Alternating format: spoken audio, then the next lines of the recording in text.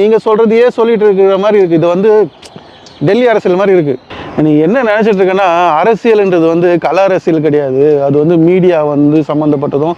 ஒரு மீடியா அரசியல் வந்து யூடியூபர்ஸ் ஒரு 4 பேரை வச்சுக்கிட்டோம், அவங்களுக்கு காசு கொடுத்துட்டோன்னா அவங்கள ஒன்று வந்து ஹைக் பண்ணி பேசுவாங்க. நீ வந்து ஒரு ஃப்ராங்காகவே பேச மாட்டேற, ஒரு வெளிப்படையாகவே பேசவே மாட்டேற.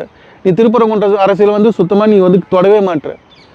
வெளிப்படையாக சொல்லிவிடு, எனக்கு வந்து திருப்பரங்குன்ற அரசியல் மேலே ஒரு இது இல்லை, ஒரு இன்ட்ரெஸ்ட் இல்லை, அதை பற்றி நான் பேச மாட்டேன், எனக்கு பயம் அப்படின்னு சொல்லிவிடு. இப்போ நீ ஜனநாயகன் வந்திருக்குல்ல, அதுக்கு வந்து நீ வந்து ஒரு ஃப்ரீ டிக்கெட் மாதிரி ஒரு அனௌன்ஸ் பண்ண, ஓகேவா? நீங்கள் வந்து மற்ற விஷயத்துக்கெல்லாம் சொல்கிறீங்களே, நான் இவ்வளோ விட்டுட்டு வந்தேன், கேரியரை விட்டுட்டு வந்தேன்லாம் சொல்கிறீங்களே, ஒரு ஃப்ரீ டிக்கெட் அனௌன்ஸ் பண்ண. நீ உனக்கு தைரியம் இருந்தால் பண்ணப்பா. நீ அதுக்கு ஏன் நீ வந்து இது பண்ண மாட்டேங்கிற? இன்னொன்னும் சொல்கிறேன், நீ எப்போ வந்து தைரியமாக பொது பிரச்சனையை பற்றி பேசுகிறியோ அப்போ வந்து உனக்கு வந்து ஒரு ஆதரவு வரும். வேறு